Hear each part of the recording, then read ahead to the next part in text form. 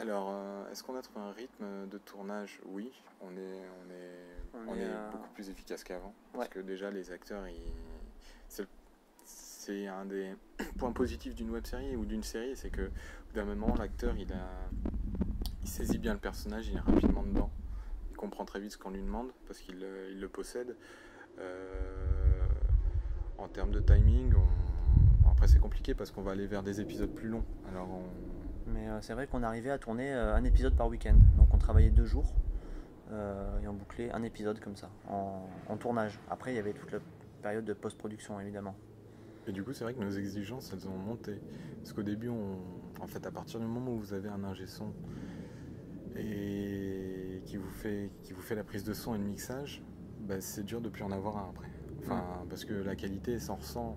Une fois que vous avez un objectif, que vous étalonnez vos épisodes correctement, bah, vous devez le faire à chaque fois. En fait, à chaque fois que vous passez un niveau, c'est impossible de redescendre en dessous en fait. Donc normalement on est obligé de monter d'un cran à chaque fois. Là clairement nos exigences c'est des épisodes plus longs, faire attention au décor, essayer de les agrémenter un peu plus d'objets propres à l'univers du purgatoire. Le maquillage, essayer de soigner un peu le maquillage des comédiens, la lumière, enfin voilà. Essayer de prendre un peu plus de temps pour faire quelque chose de plus propre, mais qui nous permette aussi de continuer à tourner vite. Ouais.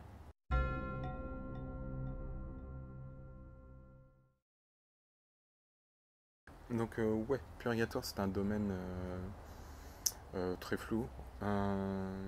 Justement, c'est pour ça qu'on l'a pris, c'est pour faire un peu ce qu'on voulait en faire, enfin faire ce qu'on veut quoi.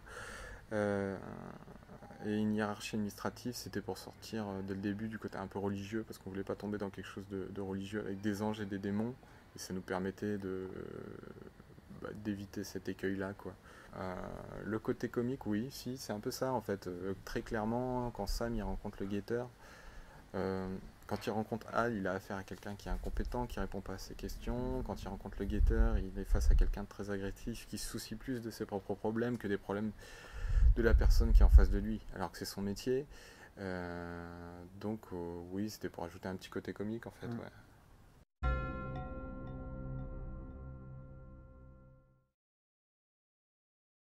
Ni l'un En ni fait, l'autre. on est tous les deux au purgatoire, mais on n'est pas du tout dans les mêmes thèmes et les mêmes sujets en fait. On a juste un lieu commun, mais qui est même pas commun parce vu que c'est une notion floue, on l'interprète pas du tout de la même façon. Donc au final, on est complètement indépendant. Pour moi, ils sont ni antagonistes ni complémentaires.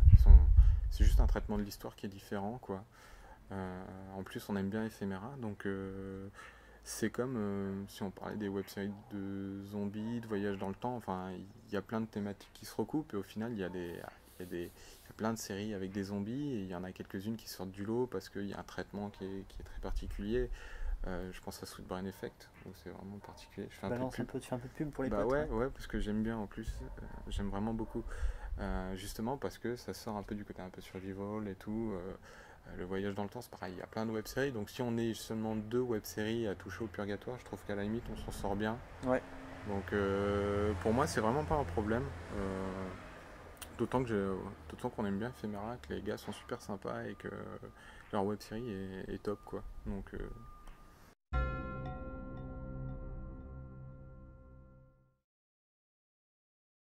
Oui, on est super confiant parce que on ne participera pas en fait. Nous, en fait, on est vraiment très content d'avoir gagné l'année dernière et on reviendra cette année, mais au final, on apprécie plus le fait d'être présent sur un voilà, festival que d'être présent, de rencontrer les autres créateurs, de discuter avec le public. C'est vraiment ce qui nous importe le plus au final. Donc, on a eu des prix l'année dernière, ça nous a vraiment beaucoup aidé à ce moment-là, ça nous a aidé à prendre confiance. Mais maintenant, on est lancé, Ouais, bah on en sait fait, ce qu'on fait. c'est-à-dire que si la participation à un festival, une convention est liée à un prix. C'est-à-dire que pour aller sur une convention, on est obligé de participer à un concours, on le fait parce que ça nous permet d'aller sur place, d'avoir un stand, de rencontrer des gens.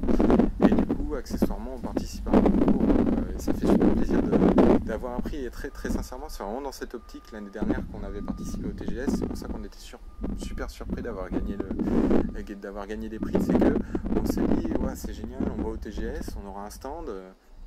Et à côté, il y avait le festival. Et on ne s'attendait pas à avoir un prix. Nous, on venait, c'était notre première convention, on avait un stand, on était super contents. Il se trouve qu'on a gagné, on était encore plus contents. Et que du coup, si on a la possibilité d'être invité sans participer à un concours, on va plutôt choisir cette optique-là, quoi. Et c'est pas qu'on ait spécialement peur de pas gagner un prix ou d'être. C'est juste que. C'est pas ce qu'on recherche en priorité. Ouais, c'est vraiment pas ce qu'on recherche. Nous, ce qu'on aime bien en convention, c'est de discuter avec les gens, c'est de leur montrer la bande-annonce, de voir que derrière, ils découvrent la série, qu'ils reviennent peut-être le lendemain nous le dire, parce que c'est arrivé. Voilà, c'est plus ça.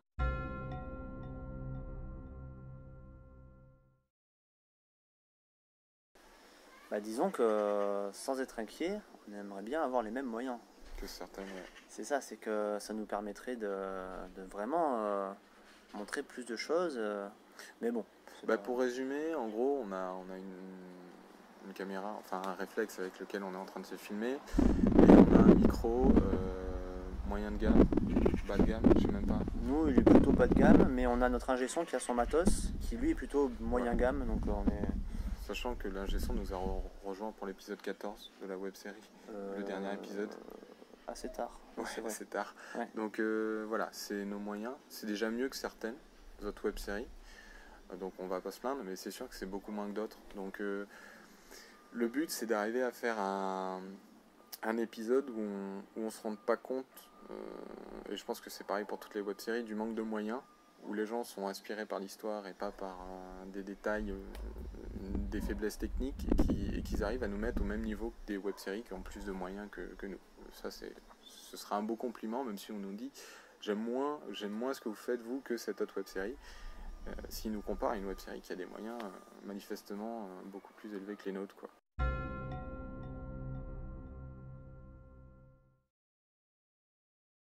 Le spoil. tu m'as précédé. Ouais. Ça, c'est. Raconte-nous un peu comment ça se passe quand tu racontes un peu les histoires aux acteurs. Hein. Ouais, c'est bridé, c'est très bien. Je suis un fou en fait. C'est-à-dire que j'en veux tellement pas en dire que limite ça se voit dans les épisodes que je veux pas beaucoup en dire. Ouais, je raconte à un acteur juste sa partie d'histoire et il a interdiction de croiser son histoire avec les autres acteurs, ce qu'il commence à faire quand même. Et ils arrivent à grappiller des spoils petit à petit. Donc ouais, on a une histoire qu'on a écrite du début jusqu'à la fin. Donc on sait où on va et c'est vrai qu'on n'a pas spécialement envie que ça fuite. Après, il y a plein de petites craintes. Hein. C'est lié à est-ce que telle personne sera dispo, est-ce que tel lieu sera dispo à temps. Enfin, c'est plein de petits stress qui s'accumulent et que je pense que les autres créateurs de web-séries connaissent bien. C'est une conjonction de facteurs qui fait qu'il faut que tout soit prêt au bon moment pour que ça fonctionne. C'est que, en plus, nous, on a vraiment une contrainte qui découle d'un de nos avantages, c'est qu'on a des acteurs pros et du coup, ils sont tous très très occupés. Ce qui veut dire qu'on ne peut pas reporter un tournage, par exemple, c'est pas possible. Les acteurs ont bloqué leur date plusieurs mois à l'avance et on doit tourner. Si c'est ce week-end-là, on doit tourner ce week-end-là. Et si on a un problème, on doit le résoudre en urgence. C'est ça. Et donc voilà, c'est un des inconvénients qu'on a lié à l'avantage d'avoir de super acteurs.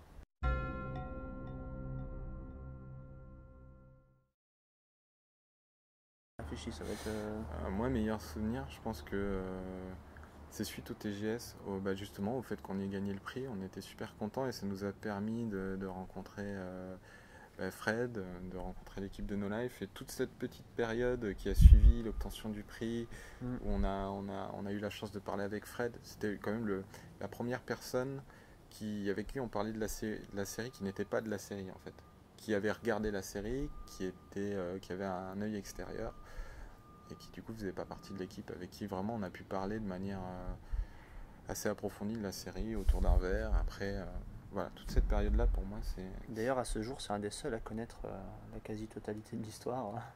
Ouais, on est À 3 part ou nous. 4, je crois. Ouais. Ouais, ouais. Et le pire souvenir, c'est aussi une période, je pense. C'est toute la période post-prod, dernier épisode, après l'accident. On participait à un festival et en fait, en y allant, Charlie a eu un accident de voiture juste devant moi. Donc on est allé au festival complètement... Enfin, on était ailleurs, quoi. Ouais. Et après, je pense que c'était symptomatique d'un certain épuisement quand même. Le fait que tu sois à l'ouest, que tu aies eu cet accident, ce qui fait qu'en fait, on avait vraiment la tête sur purgatoire, on faisait que ça. Et s'en est suivi une période où on était obligé de continuer à travailler dessus et où on y prenait évidemment toujours du plaisir, mais où ça devenait quand même difficile. On était un peu épuisé. Et ça a duré 2 bons mois. C'est vrai. C'est vrai que le point de départ de ça, je pense, en tout cas pour moi, ça a été le tournage de l'épisode 14 en fait, où j'étais malade comme un chien. En Mois fait. de mars. Ouais, c'était fin mars. Et c'est ça en fait, c'est ça je pense qui a été l'élément déclencheur de toute la mauvaise période due à la fatigue en fait. Donc c'est pas une lassitude du tout par rapport au projet, mais c'était vraiment de la fatigue physique après un an, enfin 8 mois à bosser dessus presque 24 heures sur 24. Donc ça a été dur. On a été content de finir et là on sera content de reprendre, mais on a essayé de mieux s'organiser pour pas que ça arrive à nouveau en fait. On en a tiré des leçons en fait, un peu levé le pied sur certaines choses. On a un tournage par mois au lieu de 2. On a essayé de s'aménager un petit peu plus de temps pour la post-prod, même si je sais qu'on ne tiendra pas forcément les délais. Mais ouais, c'était plus ça. Pire souvenir, c'est plus des périodes en fait.